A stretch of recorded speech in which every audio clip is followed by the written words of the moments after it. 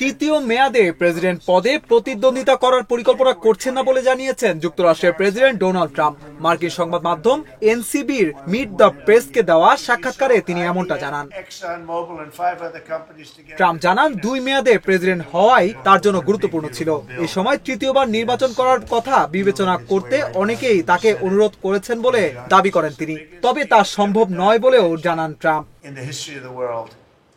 আমেরিকার সংবিধান অনুযায়ী তৃতীয় মেয়াদে প্রেসিডেন্ট হওয়ার সুযোগ নেই, কিন্তু ট্রাম্প মাঝে মাঝে এ সংক্রান্ত আলোচনাকে সামনে নিয়ে এসেছেন।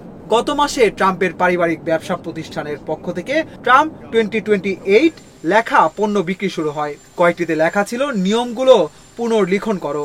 এ ঘটনার পর ট্রাম্পের তৃতীয়বার প্রেসিডেন্ট পদে লড়া নিয়ে জল্পনা বাড়তে থাকে। সাক্ষাৎকারে নিজের উত্তরসূরি হিসেবে ভাইস প্রেসিডেন্ট জেডি ভ্যান্স ও মার্কিন পররাষ্ট্রমন্ত্রী মার্কো রুবিওর নাম উল্লেখ করেন ট্রাম্প। মার্কিন প্রেসিডেন্ট জানান তার উত্তরসূরি কে হবেন এ নিয়ে বিতর্কের মধ্যে নিজেকে টেনে নিতে চান না তিনি।